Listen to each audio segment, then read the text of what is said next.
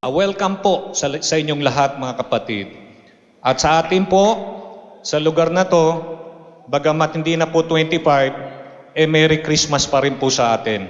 Ang Diyos ay naparito bilang tao.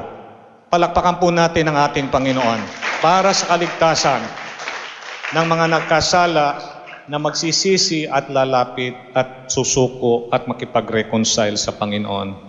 Good morning everyone. And I'm so happy to bring to you today the word of the Lord.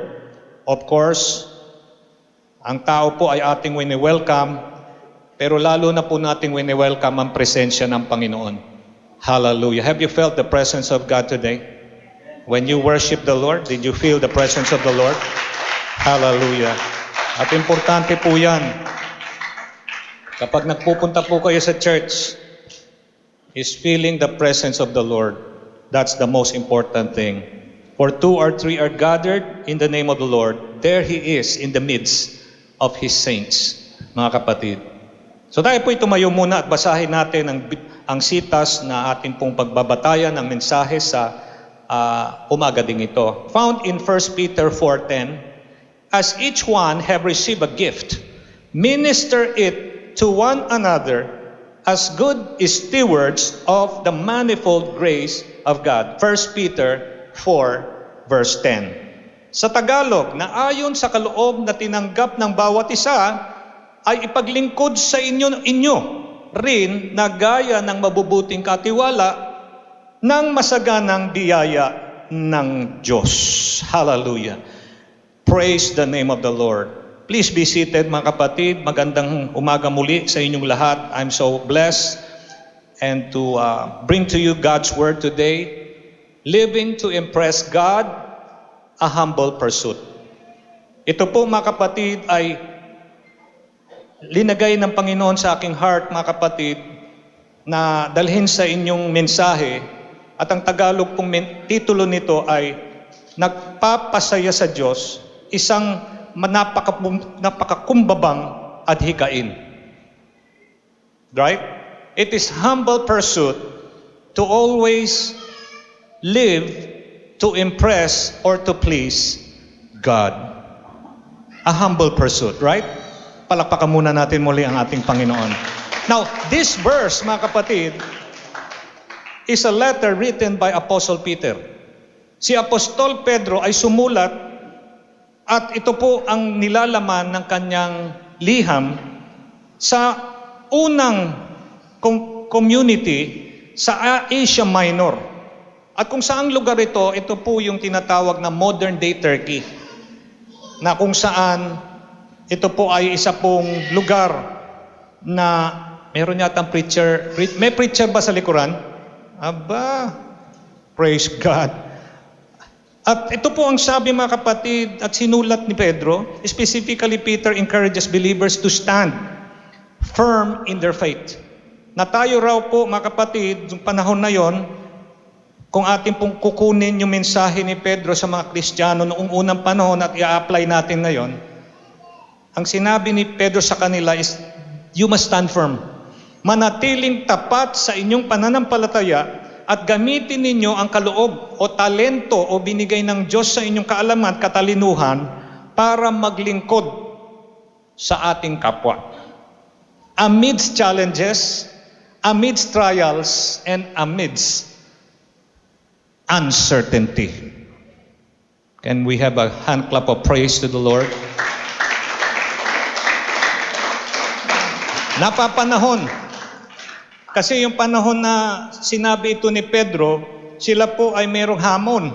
Sila po ay mayroong pong matinding mga pagsusubok at hindi po sila sigurado sa kapanahonan noon.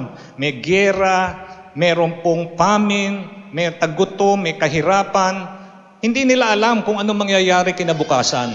Pero ang bilin ni Pedro sa mga mananampalataya na kahit ano raw ang mangyari ay manatiling tapat sa Panginoon at gamitin ang ating talinot, galing, at kung anong meron tayo na maglingkod sa ating kapwa bilang mabubuting katiwala ng Panginoon base sa manifold grace ng ating Panginoon. batay, mga kapatid, sa masaganang biyaya ng Diyos. So magagawa natin kasi binibigyan tayo na masaganang biyaya ng Panginoon. Kakayanin natin, hindi lang dahil tayo ay marunong o kaya natin. Meron pong biyaya na binibigay ang Diyos sa atin. Si Haring David, King David, in the Old Testament is one who used his leadership gifts to lead God's people. Si Haring David, nung sa Lumang Tipan, of course, siya po ay hari sa panahon ng marami pong problema sa Israel, ngunit ginamit niya ang kanyang talino at galing upang pangunahan ang bansang Israel na makasunod sa Lord. Yet David, desired to build God a temple. Kataka-taka pero totoo. Wala po nagsabi sa kanya, David, gawa mo ako ng bahay. Nais kong magkaroon ng tahanan sa lupa. Wala pong sinasabi ang Diyos na ganun. Pero base po sa puso ni David, found in 2 Samuel 7, 1-3, inobserbahan niya ang kaban ng tipan, which is a particular furniture that contains the symbol of the presence of God. The Ark of the Covenant, ang kaban ng tipan, na kung saan nandoon ang presensya ng Lord at ito'y natatabingan lang ng tolda, na kapag umiihip ang malakas na hangin, ay lumalagpas, mga kapatid, yung tabing nito at tila makikita mo yung kaban ng tipan. Ang sabi ni David, nais kong gawan ang Panginoon ng tahanan, ng templo. Galing po yan sa puso niya. Kung atin pong babasahin ito sa 2 Samuel 7, napakaganda po ng layunin ni David. Wala pong nagsabi sa kanya, pero tila ang puso niya ay malapit sa Diyos. At siya ang nakaisip ng bagay na ito at para gawin para sa Panginoon. Ito po ang sabi, mga kapatid. At nangyari nang hari ay tumahan sa kanyang bahay, ay binigyan siya ng Panginoon ng kapahingahan sa lahat niyang mga kaaway sa palibot. So may kapayapaan. Verse 2. Binabasa natin ito in 2 Samuel 7, 1-3. At sinabi ng hari kay Nathan na propeta, tingnan mo ngayon, ako'y tumatahan sa isang bahay na sedro, gawa sa cedar. Siya nga pala, tayo nasa cedar, malapit dito sa cedar subdivision. Ito po, cedar din po. Yung matinding kahoy ito eh. Magandang bahay ang ginawa ng nila para kay David. Ngunit ang kaban ng Diyos, ayun, ang kaban raw ng Diyos ay nananahan sa loob ng mga tabing. Ito'y natatabingan lang ng parang malakortinang tolda. And Nathan said, Tagalog pala, at sinabi ni Nathan sa hari, yumaon ka, gawin mo ang lahat ng nasa iyong puso, sapagkat ang Panginoon ay sumasa iyo. Sino po nagsalita? Si Nathan, propeta na katuwang ni David. At alam ng propeta na ang Diyos ay sumasa kay David. Kaya ang sabi niya, kung ano man ang nasa puso mo gawin mo. Verse 3. And Nathan said, go do all that is in thine heart, for the Lord is with thee. Palakpakan po natin ang Panginoon. Mga kapatid, mga kaibigan, sasabihin ko sa inyo, David desired to build God a temple. And in 1 Chronicles chapter 22 up to 29, nandun yung preparasyon. Mahaba yan. Kasi kabanata yan, mga kapatid. Nag-prepare na siya. Pero sabi ng Panginoon, di mo ba alam, ako ang gagawa ng bahay mo. Inunahan niya na si David. Maganda yung layunin mo. Na-impress ako, nagagalak ako sa iyong planong gawin. Pero hindi mo baga alam, ako ang nagpaplanong gumawa ng bahay para sa inyo at ang bahayang Israel. So bago mo pa maisip yung para sa Panginoon, yung Panginoon naisip niya na yung para sa kanyang bayan at sa kanyang mga lingkod. Palakpakan po natin ang Panginoon. Hindi ka pwedeng magtayo ng templo para sa akin. Dahil ikaw you are a man of war. Marami ng dugo na dumanak sa iyong kamay. Pero, nung nagkaroon siya ng anak, ang pangalan ay si King Solomon naman. Ito'y panahon na ng kapayapaan at kapahingahan. Doon na po pinahintulutan ng Diyos na yung plano na ginawa ni David para sa Panginoon na hindi niya pwedeng i-execute sa kanyang sarili, nagawa ng kanyang anak na si King Solomon. Woo! Hallelujah! Praise the name of the Lord. The plans and the materials, etc. were already in place only for King Solomon to execute the details as God forbade David to build it himself. Yet, God honored David's pure intentions and heart in preparations. Natuwa ang Panginoon dahil wala naman talaga nag-utos Kumbaga kusa or ang tawag dito, voluntary. Ang ating pong pinag-usapan ngayon is paano tayo mabubuhay na matutuwa ang Diyos sa atin, which is our humble pursuit. Yung gawin natin mga kapatid, yung kinalulugod ng Panginoon. Palakpakan po natin ng Diyos. David is indeed a man after God's own heart. Right? David is a man after God's own heart. And yet, mga kapatid, even in the midst of flaws and failures, hindi ko sasabihin perpekto si David. Marami ka masisilip na kasalanan niya. Pero sa kabilang dako, ang ganda rin ng nalaman ng puso niya pagdating sa paglapit at paglilingkod sa ating Panginoon. Ang Diyos, mga kapatid, ay nalulugod. Nalugod. Kasi yung bahay niya, natolda lang, gustong gawan ng templo ng taong si David. Kilala niyo si Zacchaeus? Zacchaeus, mga kapatid, ang tawag ni Bishop Tony Galimit, pototer. Anong pototer? 4-footer.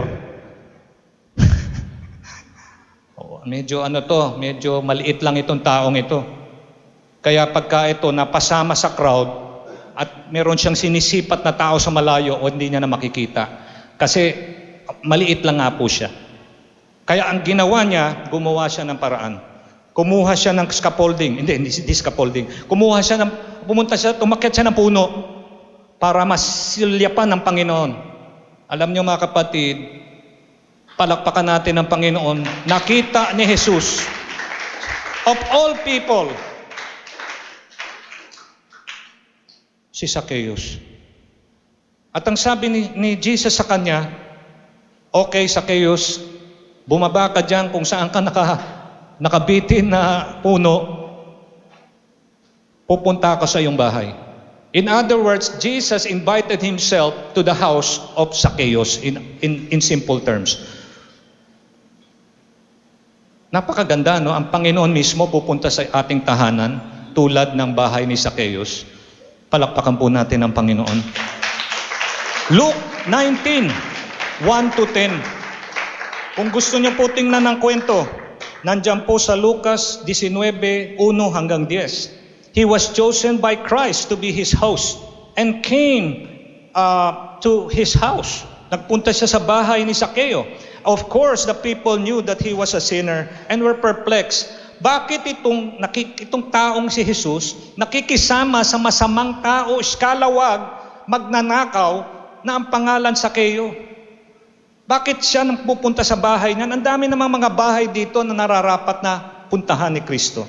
How come ito pang makasalanan ang pinili nitong si Kristo? Sa makatwid, nandoon na po yung mga bulong-bulungan. Nandoon na po, nagpo-post na sila. Kung sila may cellphone during that time, pinopost nila, kita mo ito, nagla-live pa siguro. Tingnan mo, saan nagpunta ng bahay itong si Kristo? Sa bahay ng tax collector, magnanakaw na, iskalawag pa. Mga kapatid, mga kaibigan, pagka ikaw ay bibisitahin ni Kristo sa iyong sariling bahay, hindi maaring hindi ka magbago ng iyong buhay. If Jesus will visit your very home, Yung mga pangit dun sa iyong bahay, hindi mo ipapakita sa Panginoon. Ikukubli mo yan.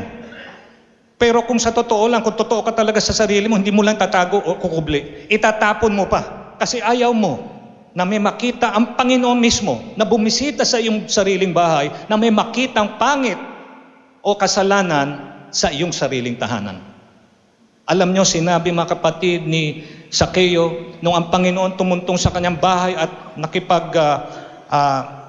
nakipag-fellowship sa kanila at nagkainan sila ron, kalahati ng aking kayamanan, ibibigay ko sa mahirap. Narinig niyo yan?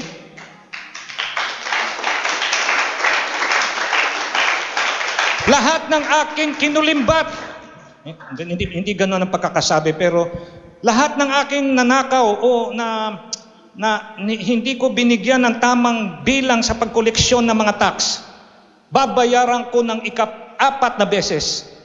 4 times babayaran ko ang binayad, mga kapatid, na excess nung siya'y nangolekta ng buwis sa mga kawawang tao. Sasabihin ko sa inyo, mga kapatid, kahanga-hanga. Kasi may batas na eh. Sa lumang tipan, kapag ikaw ay nanloko ng iyong kapwa, through fraudulent acts, you have to recompense at kailangan magbayad ka at mayroon pong penalty na 20%. Surcharge dun sa iyong ninakaw. Are you still listening? Old Testament regulation, fraudulent acts, mga kapatid, 20% lang. Kung ibabalik mo yung ninakaw, plus 20%, ayos na po yun. Pero kahanga-hanga ang ginawa ni Sakeo. Hindi lang siya nagbigay ng kalahati ng kanyang yaman sa mahirap, babayaran niya pa yung kanyang mga linoko ng 4 na beses. Sa sa mathematics. At meron po rito nagtatrabaho sa bangko, I heard, 400%. Diba? Yung pagbalik niya.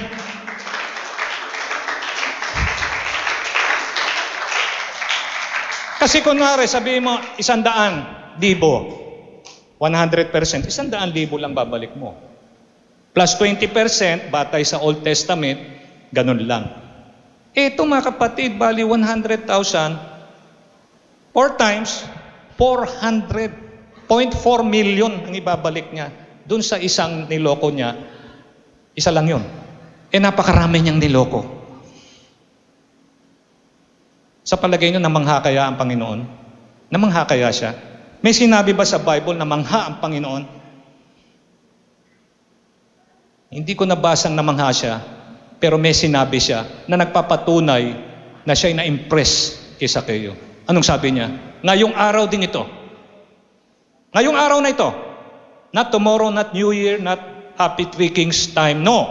Now, this house has seen the salvation of the Lord. Sa araw ding ito, ay naparito na ang kaligtasan sa tahanang ito. Pastor, bilis lang gawin yan. Ninakaw lang niya eh. Ninakaw lang niya, kaya mabilis ibalik. Sino may sabi? Meron na nagsabi, mga kapatid pinatunayan, kinuha niya yung pera Sabi ng husgado, bayaran mo yan. O tapos nung binigyan siya ng rinilis yung tao na yon, ayaw na magbayad. Pinagtrabahuhan raw nila yon. So hindi ibig sabihin, yung nakulimbat na pera na napakarami, sa sobrang dami, mabilis mo rin ibigay. Kasi yung kumuha nito, kaya nga gusto niya marami siya makuha pa, ganid siya. Makasarili siya. Gusto niya mas marami pa. Samantalang marami na nga, dadagdagan niya pa. Pero iba itong si Sakeo. Alam niyang nagnakaw siya. Pero nakita niya ang tagapagligtas na si Jesucristo. Ang sabi niya, Panginoon, this is the day that the Lord has made. Ako ay magsisisi. Ako ay magbabalik ng aking mga ginawang pangit makailang beses para mapakita ko sa Panginoon, ako talaga ay tunay na nagsisisi, tunay na nagbabalik loob sa Diyos, at magbabago na ako ng aking buhay. Marami nagsasabi, sorry. Marami nagsasorry, pasensya ka na. Pero para lang matigil na yung usapan. Para masabi, nagsorry na ako ha. Hindi ganun ang tunay na pagsisisi. Ang tunay na pagsisisi, pagtalikod sa kasalanan. Huwag mo nang gagawin yan kasi kasalanan yan. Pastor, ang daming bawal sa inyo. Ang daming mga, alam nyo, sa totoo lang, walang bawal. Sa totoo lang. Dito sa church na to, walang bawal. Kaya may bawal dahil dito. Ito nagsasabi. Kaya wag natin sasabihin na maraming bawal dito. Kung may bawal man, dito po binagbabatayan natin. Pag sinabi ng Bible bawal, bawal. Hindi mo pwedeng sabihin, hindi, makabago na tayo. Ang kasalanan dati, kasalanan pa rin ngayon. Kaya yung sasabi dati, hindi dati kasalanan niya pero ngayon hindi na. Sino nagsabi nun? Yung gumagawa ng kasalanan na yon, siya ang nagsasabi. Siya yung nagbablog. Naniniwala ka naman kasi maganda yung pag-vlog niya. Sasabihin ko sa inyo, ito pa rin ang huling authority. Palakpakan po natin ang ating Panginoon. Woo! Praise the name of the Lord. Hindi biro itong ginawa ni Zacchaeus.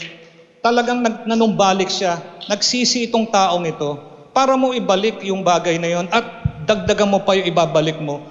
Baka magkautang-utang pa siya sa sobrang dami ng kanyang pangakong ito. Purihin ng Panginoon. That's why the Lord says, today salvation has come to this house. Another, mga kapatid, na kahanga-hanga na ginawa ay itong Roman centurion na hindi pinangalanan pero kilalang kilala ng mga mananampalataya at alagad. Matthew 8, 1-11 or Luke 7, 2-9. Pareho po na pangyayari sa dalawang magkaibang kabanata ng Biblia. Isa sa Mateo, isa sa Lucas. When Jesus marveled at the Roman centurion, profound trust, stating that he hasn't seen such great faith even among the Israelites. Mga kapatid, mga kaibigan, meron pong isang tao, hindi po siya Israelita, Roman centurion, sundalo. Pinapasundo niya si Kristo na sana magtungo sa kanilang lugar para mapagaling ang kanyang may sakit ang tawag dito, na kasambahay. At mga kapatid, itong may sakit na to, mga kapatid, ay kailangan ng kagalingan. At hinanap nitong centurion si Kristo. Pero nung si Kristo na may naparoon na malapit sa lugar niya, ang sabi niya, mga kapatid, dun sa kanyang mga inutusan, I am not worthy. No? Hindi ako karapat-dapat na lumapit, kahit lumapit sa iyo, dahil ako'y marumi. Just say the word, and my servant will be healed. Sabihin mo lang ang iyong salita, Panginoon. Kahit saan ka naroon, hindi ka na kailangan pumasok sa aking bahay dahil I'm not worthy.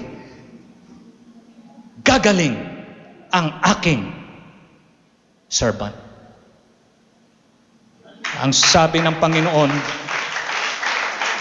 nagtaka. Yun ang Tagalog eh. Jesus was marveled at the faith of this person. Ibig sabihin, huwag ka na magpunta dun sa aking tahanan, Panginoon. Pag sinabi mo, gumaling ka, yung sakit nung kanyang alagad o yung kanyang katuwang doon o yung kanyang kasambahay, mawawala kasi yung sakit makikinig dun sa salita ng tagapagpagaling. Asan mang lugar naroon. Kaya si Jesus namangha siya. Ang sabi niya, wala siyang nakita na ganitong uri ng pananalig sa kanyang mga kababayan. There is no kind of this faith in Israel.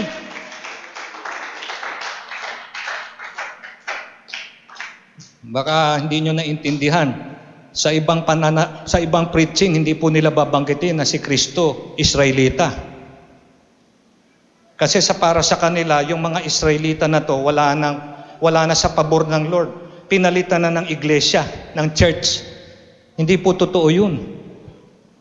Nagmangha si Kristo kasi yung pananampalataya nitong hindi naman Israelita, mas mabigat pa dun sa kanyang kababayan. Jesus is also an Israelite. Nung siya Diyos naging tao, pinili niya yung Maria at yung sinapupunan ni Maria. Israelita po yun. Kaya ang lahi ni Jesus, Israeli siya. Palakpakan po natin ang ating Panginoon. Ay namangha. Namangha siya mga kapatid. Kasi mga kapatid, sabihin ko sa inyo, such great faith even among the Israelites was not seen by Jesus, highlighting humility and belief in divine authority. Nagpakumbaba itong sundalo na mataas po ang rangrango at naintindihan niya yung authority na hindi lang basta-basta authority sa tao, kundi authority ng Diyos sa tao. At sabi nga po rito, he believed in divine authority over outward religious status. Di ba napakaganda na ang Panginoon Hesukristo na hinahangaan ng lahat, papasok sa iyong tahanan, di ba makikita ng mga tao, di ba malaking malaking pabor para sa iyo at pwede mong sabihin, the Lord was here in my house. Pero hindi niya na pinahintulutan. Magtungo ang Panginoon doon. Basta magsalita ka lang, Panginoon, sapat na para gumaling siya. Hallelujah, praise the name of the Lord. Matindi po. This contrasts Israel's general doubt and turning away from God. Kung paano itong hindi naman talaga bayan ng Diyos, yung bayan nitong centurion na lumalapit ng malapit sa Panginoon, ganun naman sa kabaliktaran ang Israelita na lumalayo pang pilit sa Diyos at hindi sumasampalataya, kundi nagdududa pa. O mga kapatid, despite their heritage, sila'y pinili ng Lord and yet nagdududa sila. Sana kayong mga mananampalataya, sumampalataya na maigi sa Panginoon at huwag bisitahin ang pagdududa at pag-aalala na nangyayari po sa marami. True faith is inward. Nasa loob po ang tunay na pananalig at pananampalataya and not just ethnic. Hindi po dahil lahi tayo ng makadiyos, lahat makadiyos na. Pati mga Israelitang ito na dapat makadiyos, kulang sa pananalig. Naunahan pa ng hindi Israelita. Ay paano hindi ma-impress ang Panginoon? Namangha si Jesus dito sa Roman centurion. Hallelujah! Praise the name of the Lord. Na-impress ang Panginoon Jesus. At yun ang gusto natin, yung hindi lang tayo nakasusunod, kundi yung ating pakikitungo sa Kanya, yung nabibigyan natin siya ng kasiyahan. And that is our humble pursuit. Like David's heart towards God. Zacchaeus' profound and genuine repentance. And the centurion's exemplary faith. Of course, yung faith, mga kapatid, kung wala yan, hindi mo mabibigyang kaluguran ng Diyos. Tama? Pero si David, yung puso naman niya, hindi na dapat diktahan, may kusa. Kay Zacchaeo, tunay yung kanyang pagsisisi at panunumbalik loob sa Diyos. Oh, hallelujah. Let it be our humble pursuit to impress God daily. Maging panaginip natin this coming 2026 na ating pong magbigyang kaluguran ng Panginoon, hindi lang tuwing linggo, kundi araw-araw. Hallelujah! Praise the name of the Lord. Napakumbabang gawain ang malugod ang Panginoon sa ating lahat araw-araw. Siyempre, tatanungin natin paano. Kasi yan si David, hindi naman tayo si David. Yan si Zacchaeus, hindi naman tayo tax collector. Yan si, sino to? The Roman centurion, I'm not a soldier. I'm just an ordinary citizen. Psalms 37, 1-11 has this to say, has some positive thoughts for us to consider. Sabi po sa verse 3 ng Psalms 37, trust in God and do good. Magtiwala raw tayo sa Kanya at gumawa tayo ng tama sa harap ng Panginoon. Paano mo mapapahanga? Paano ka mapapansin ng Panginoon kung hindi ka naman nagtitiwala sa Kanya? Konting kibot, konting problema, taob ka na agad. Nanghihina ka na. Ayaw mo na mag-pray. Hindi ka na umattend ng Bible study. Palagi ka na late sa gawain.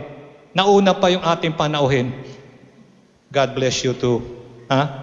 Pagpalain ng Diyos yung mga maaaga. Pastor, nandoon pa kami sa malayong lugar. Totoo naman. Pero mga kapatid, kung palaging ganyan, kailangan hindi natin pinaghihintay ang Panginoon. Trust in God and do good. Magtiwala tayo sa Panginoon. Tulad ni David, nagtiwala sa Panginoon. Tulad ni Zacchaeus, dumating ang Panginoon sa kanyang tahanan, nagtiwala siya na siya ay ililigtas ng tagapagligtas ang pangalang Hesukristo. The centurion, he believed, he had faith, exemplary faith at that. Second, verse 4, Psalms 37, delight yourself in the Lord. Magalak tayo. Magalak tayo. Ay, punta tayo sa church. Bakit ganun ang tao? Saan mo ba gusto magpunta para magganahan ka at ikay maging masaya?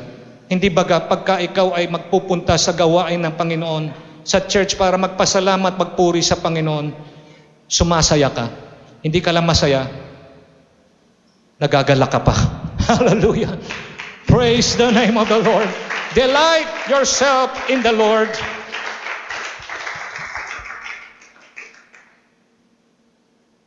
Marami po dito, no, bagong kasal din. Sa bagay, hindi na kayo bagong kasal. 1 year na, no? Mainit-init pa.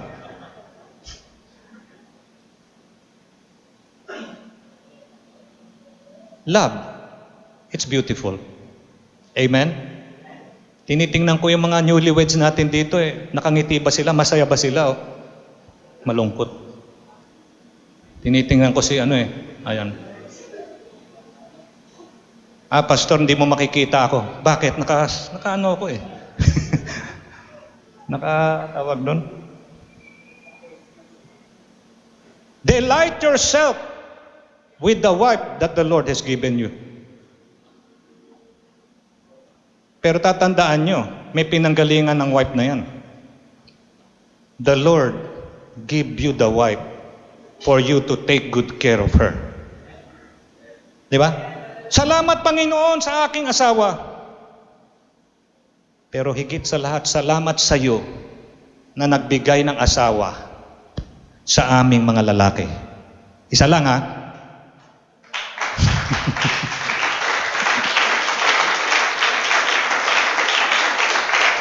Narinig ko yung bow nyo Yung bow, oh my goodness, ang gaganda ng bow nyo Yung mga pangako, maganda yung church wedding May bow.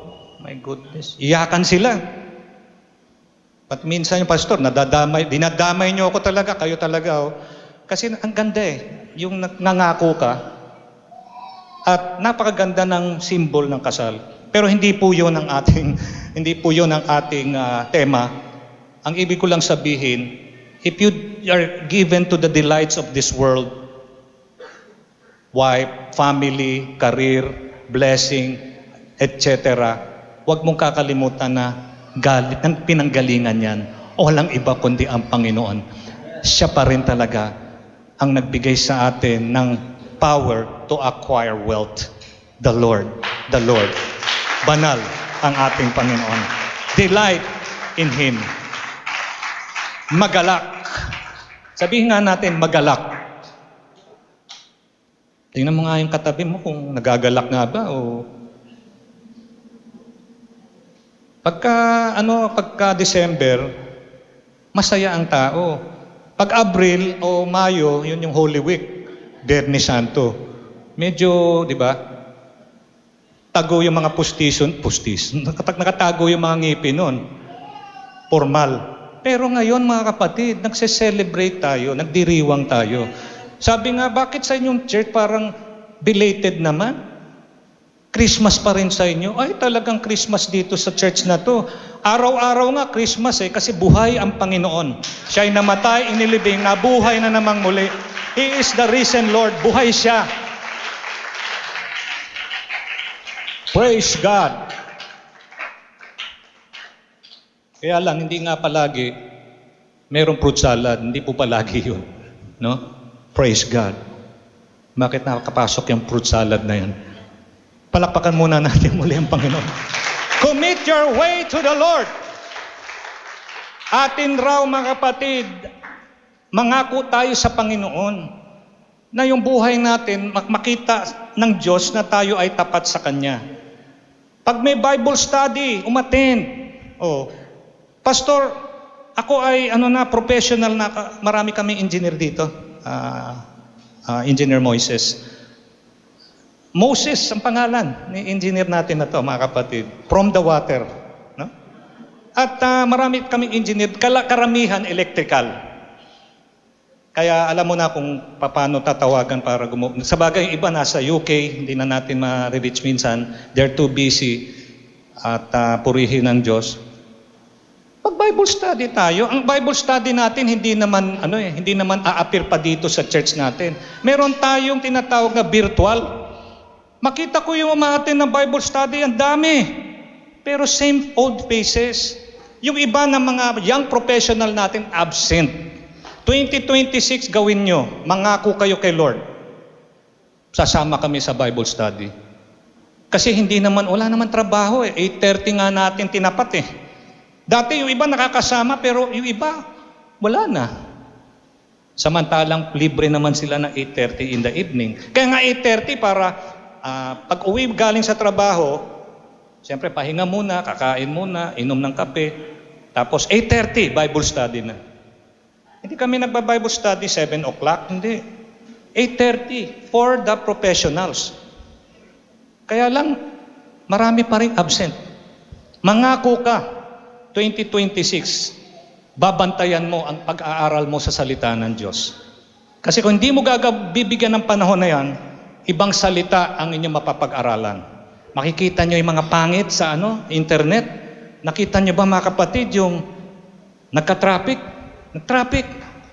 Lahat ng tao gustong magmadali umuwi Magno-Noche Buena na yata nagkaroon ng road rage. Tapos mula sa likod, ginanon yung, oh my Lord. Ganon na ba ang panahon na yon, mga kapatid? Ang mga tao, Bakit ganon, mga kapatid? Mangako tayo. Iba ang mananampalataya ng Panginoon. Hindi tayo tulad ng sanlibutan. Ang abala tayo sa tamang gawain. Nagpe-pray tayo every Friday. 8:30 rin. Meron kami Bible study Wednesday, virtual. Meron din kami prayer meeting. Virtual din. Kaya kahit na nasa aeroplano or nasa lancha or nasa underground or whatever. Sabagay, walang wifi nga pala underground, no? Makakasama. Kaya yung iba nasa probinsya, nagmamaneho, nakasama sa prayer, Brad, ikaw naman magpe-pray. Sige, Lord, purihin ka, Panginoon. Nakakasama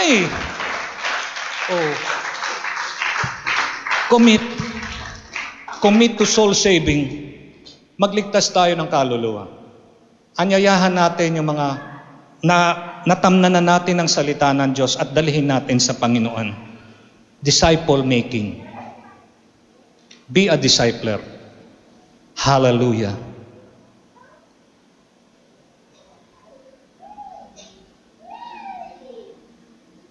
Next is rest in the Lord and wait patiently. Maghintay, magpahinga at maghintay sa Panginoon. Isaiah 40:31, but those who wait for the Lord shall renew their strength.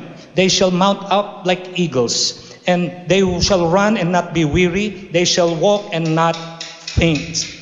Mga kapatid, mga kaibigan, sinabi rito sila'y pailang lang, dilipad na may pakpak na parang mga agila. At sila'y magsisitakbo na hindi mapapagod. At sila mga kapatid magsisilakad na hindi manghihina. Sino po rito nag-exercise? Ang inyong lingkod mga kapatid sa Oval. Naglalakad ako doon minsan 5, 6. May sasabihin ko sa inyo mga kapatid, hindi napapansin pero pinapawisan din po ako. At hindi ako pwedeng basta-basta na umuwi na hindi muna mag-stretching para mag-cool down. Kasi mapapagod ka eh. Kahit lakad lang yun. Ano sabi sa Bible? Maglakad ka raw, hindi ka manghihina. Kasi ikaw'y naghintay. Ikaw'y nagpahinga sa Kanya. Yung pananalangin mo na hindi mo pa natatanggap, hindi ka nagkakaroon ng tampo, hindi ka naggagalit. Kasi narinig ko kanina sa prayer galit, ang mga tao halos lahat ngayon galit. Ang sabi nila, ito lang ba yung aking bonus? Ito lang ba yung aking pensyon? O ito lang? Hindi pa nga dumarating, sunog na mga kapatid. O siyempre, paano hindi mauubos yan? Ang ganda naman ng staycation na pinuntahan natin. Di ba? Parang nag-ano ka pa ng, ano ba yun? Yung bolang 9, isi-shoot mo doon sa butas. Ikaw lang nandun, hindi mo kang sinasama. Ubos agad. Wala pang New Year, ubos na. Kaya galit ang tao. May kasalanan ba ng kapwa mo yun? Mag-ipon ka. Tamang-tama lang gastusin mo. Praise God. Sabi nga nila, mag-Noche Buena ka, 500 lang.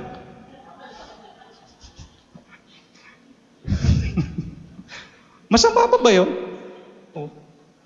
Okay yun. Hindi pa dumarating ni request mo sa Lord, huwag kang magtampo, huwag kang magsumama ang loob mo. Darating ang panahon. In everything there is a season under the sun. May kapanahunan.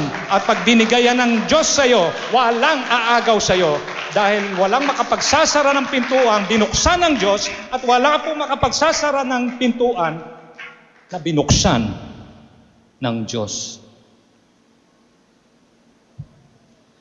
Gusto niyo po matapos na yung preaching?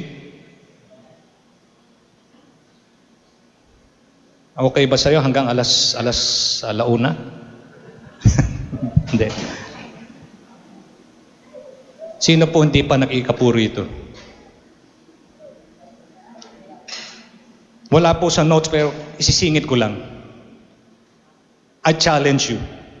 Come 2026, subukan niyo ang Panginoon. Huwag kang magpapadala dun sa mga nakikita niyo. Wala nang ikapo. Nakikita niyo sa internet yan? Ang daming paliwanag. Dahil dumating na si Kristo, wala nang ikapo, wala nang batas. Wala na yan. Grace na. Gustong-gusto mo naman kasi hindi ka nga nagbibigay na ikapo eh. Di ba? Tulong sa'yo yun na, Kristiyano pa rin ako. Hindi naman kasi dapat magbigay na ikapo. Ewan ko ba bakit dyan sa High Calling Christian Center na yan? Ikapo pa rin ang ikapo. Alam niyo ang aking paliwanag doon. Nandito kasi sa Bible yun ikapo. At wala po akong nakita na sabi ng Bible, tapos na ang ikapo. Wala. Even Jesus doubled down. Ang sabi niya, kayo ay nag-iikapo. Ngunit kinalimutan niyo yung mas mahalagang bagay. Anong ibig sabihin no? He did not prohibit tithing. Kung totoong hindi niya pinuhibit ang tithing tuloy-tuloy pa rin. Paano dun sa ayaw sumunod at bago na raw yung pamamalakad ng Diyos? Bahala sila sa kanilang buhay. Kasi base tayo, Bible. Kung sinasabi nila, Bible ang sinusunod nila, hindi naman sila sumusunod sa ikapo, saan mo nakita na pinatigil na ng Biblia mismo ang pag-iikapo? Tatandaan nyo, iiklian ko lang para wag masyadong mahaba. Simple lang. Mabilis lang usapan natin dito. Huwag kang mag-ikapo, sarado. Mag-ikapo ka, bukas. Ano yung close open na yan? Hindi ko maintindihan. Malakay 3:10. Pagka ikaw ay nag-ikapo, sasawayin ng Diyos ang mga mananakmal. Yung mga demonyo-demonyito na makikialam sa buhay-buhay. Ilalayo tayo ng Diyos doon. Bukas. Kasi nag-iikapo ka. Hindi ka pa nag-iikapo. Hindi, pastor, nag-offering. Huwag muna natin pag-usapan ng offering. Ikapo ang pinag-usapan natin dito.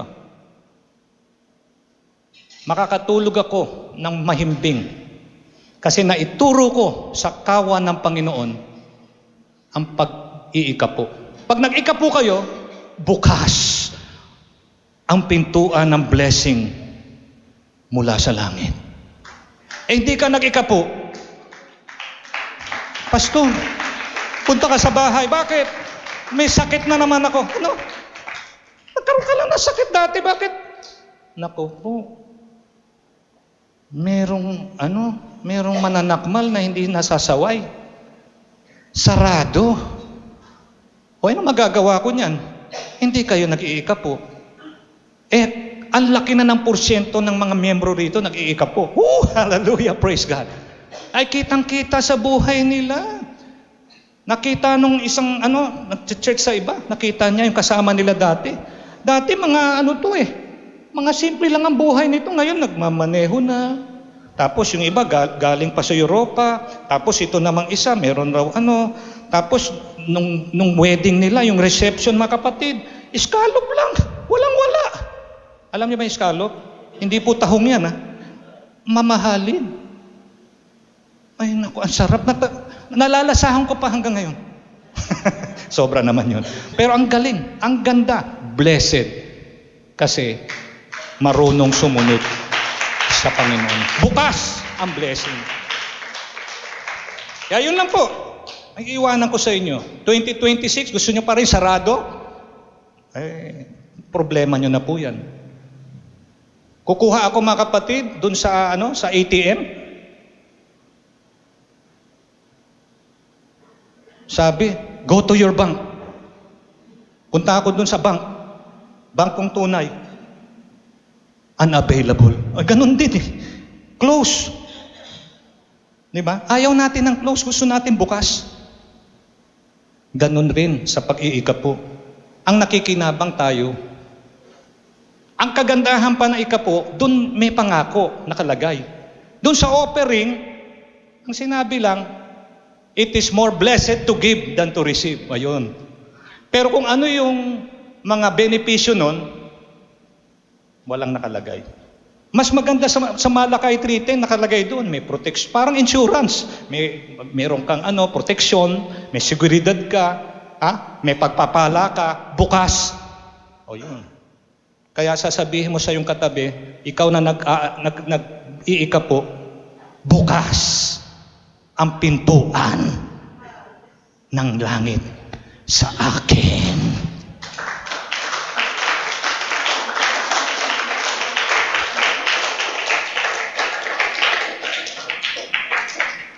Aminin ko, Brother Moises, wala dito yun. Nasa listahan, nalagay na lang. Pero paalala lang po yan sa inyo para wag po kayong mahuli. No? Magtataka tayo yung mga hindi nag-iikapo, nauospital, naggumagastos ng malaki. Tapos yung pareho rin namang Kristiyano na nag-iikapo, wala namang binabayaran sa ospital. Bakit kaya ganun? Naaprubahan yung kanyang na wala siyang cash out.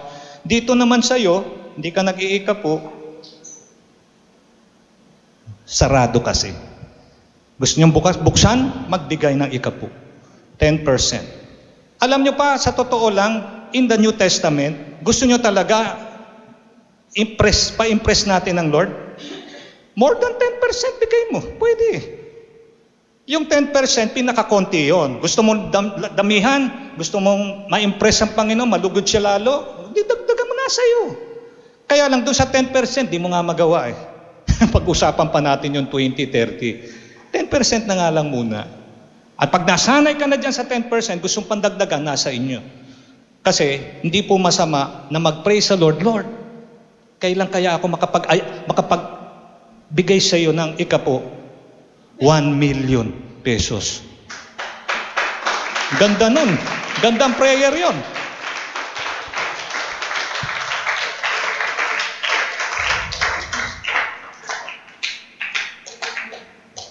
Yung mga pumalakpak na yan, baka makapagbigay kayo ng 1 million ikapulang. Hoy, lumalakas! Pumalakpak ka, Brother Moses. Isa ka rito. Cease from anger. Ayan. Tatapusin na natin. Pero ito po sabi, paalala. Cease from anger and forsake wrath. Talikuran, huminto sa galit at tigilan ang puot. Mamukat-mukat yung na-viral, Christian, diakono pa sa church nila. Nakipagsakalan dun. Nagalit.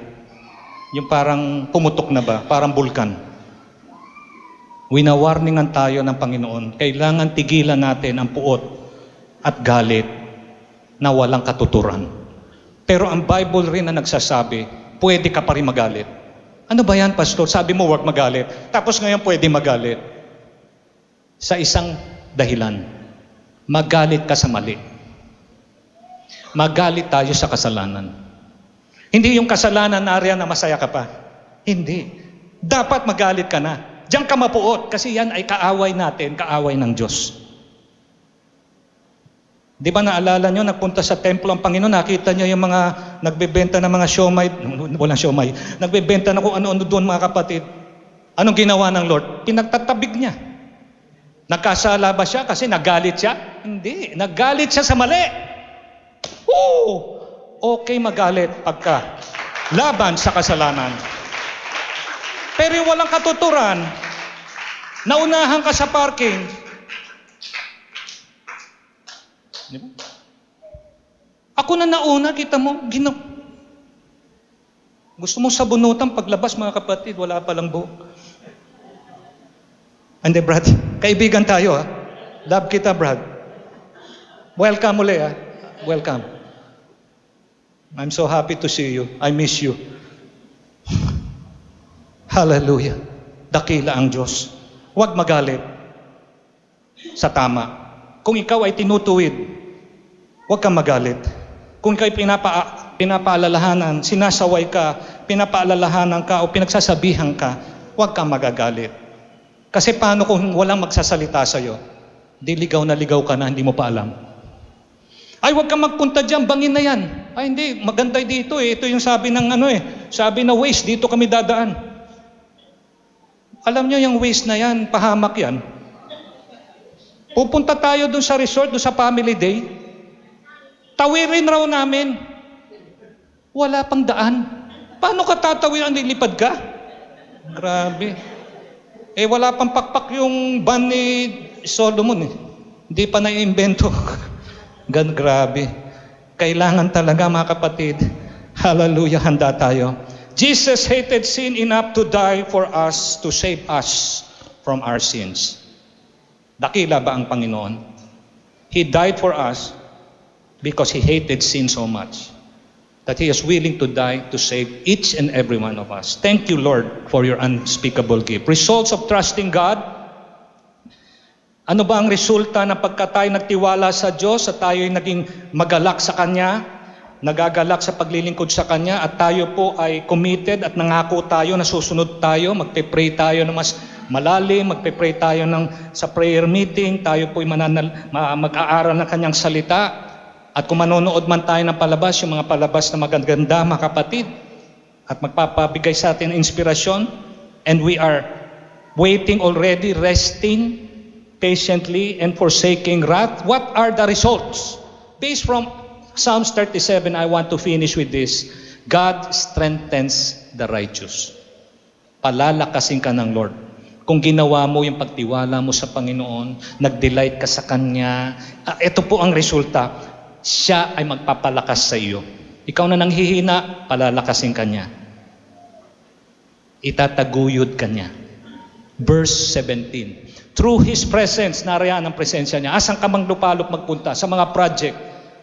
Hindi ka basta-basta magkakaroon ng mga freak accident. Ilan sa mga aksidente tulad ng aking, nalulungkot ako pag naalala ko. Engineer po, nag-aral sa Amerika, kaklase ko po. Sa Grace Christian High School ngayon ay Grace Christian College na po. Umakyat sa bubungan. Kasi parang ocular, nahulog. Tumama yung kanyang ulo. Naging gulay at namatay. See? Maikli ang buhay ng tao. Pero nandoon dapat yung protection. Marahil yung araw na yon, mga kapatid, nga yung araw niya para sa Panginoon. Dahil siya na may mananampalataya naman. But the presence of the Lord is so important because He will uphold us. He will give us provision, strength, and guidance every day in time. In trials, or even in crisis. Second or third, the Lord knows the days of the blameless. Pagka ikaw ay tapat sa Diyos, huwag mong iisipin wala pong nakapapansin. Alam ng Diyos. Marahil hindi alam ng pastor, hindi alam ng tao, pero alam ng Diyos. Ang sabi po rito, the Lord knows the days of the blameless and He watches us daily. Hindi bali na hindi ka mapansin, hindi ka bigyan ng medalya, hindi ka bigyan ng plaque.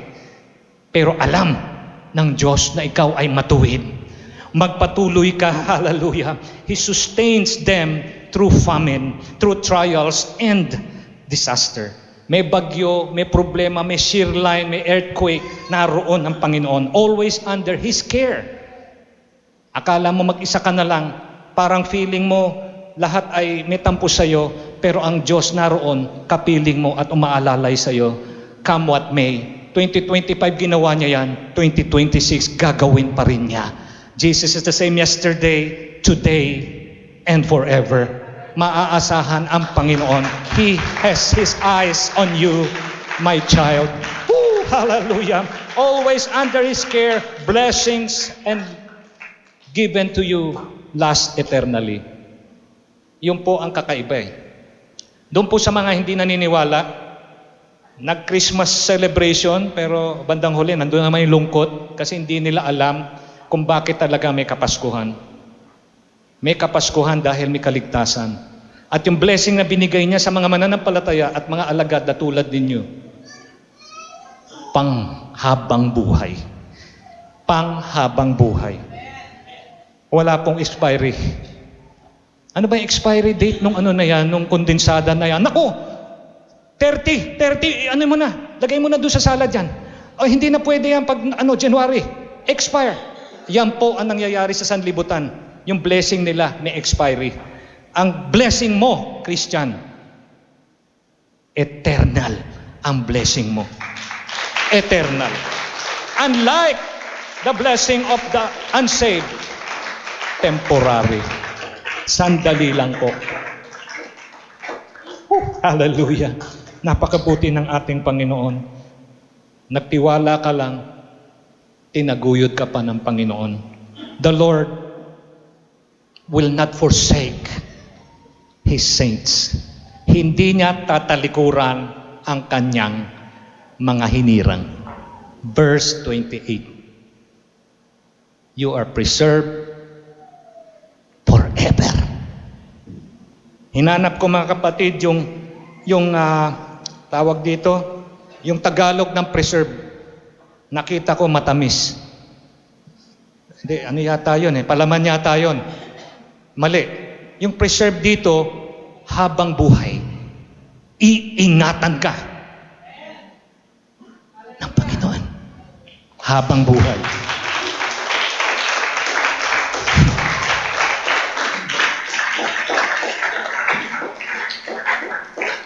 Ilabas mo nga, Brad, yung palaman natin dyan, yung white cheese. Huwag mong sabihin yung ano, at baka mabigyan tayo ng endorsement fee rito. Ilabas mo yan. O ipahid mo na yan dun sa ating tinapay. Bakit ganyan ang amoy? Ay hindi, ano pa yan eh? Hanggang January 31 pa yan eh. Ay, wala na, hindi na pwede. Kita mo? Hindi pa nga umabot sa expiry date, expired na siya. Kahit gusto mong kainin dahil masarap at marami pa, ayaw mo sanang itapon pero ma-hospital ka naman kung pipilitin mo kainin. Iba ang blessing ng Panginoon sa iyo. Hindi pansamantala. Habang buhay. God will preserve His saints. Habang buhay, iingatan ng Diyos. Church, in closing, it teaches us to trust. Magtiwala tayo sa Lord. Be patient and righteous. Reminding us that God's justice and care are for the upright. Let us live like David, with a heart for God. Like Zacchaeus, with true, genuine repentance. Let's live like the Roman centurion, impressing God with his exemplary faith. Hallelujah. Hearts that trust, actions that serve, faith that shines. And in closing, Psalms 37:11 promises the meek will inherit the land. Ano sabi? The meek will inherit the land. At pagka ang engineer nakarinig ng ganyan, meron siyang lupa na pwedeng gawan ng building. Kasi yung mga tapat may mamanahing lupa. Ano to? Literal ba to?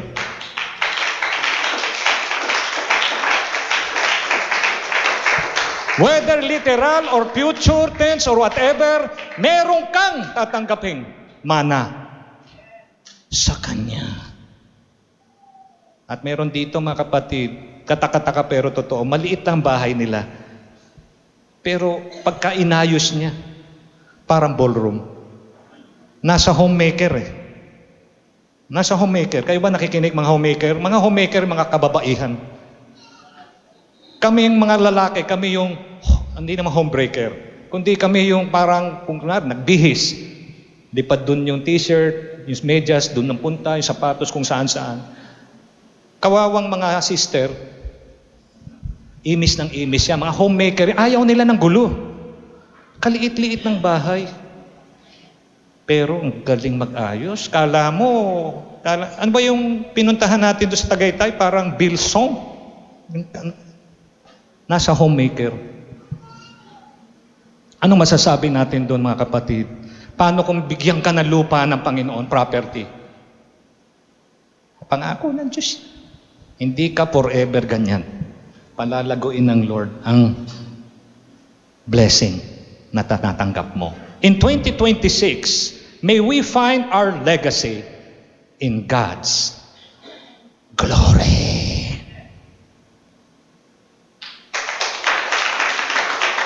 Sa 2026, masumpungan nawa natin ang ating pamana sa kalwalhatian ng ating buhay na Diyos.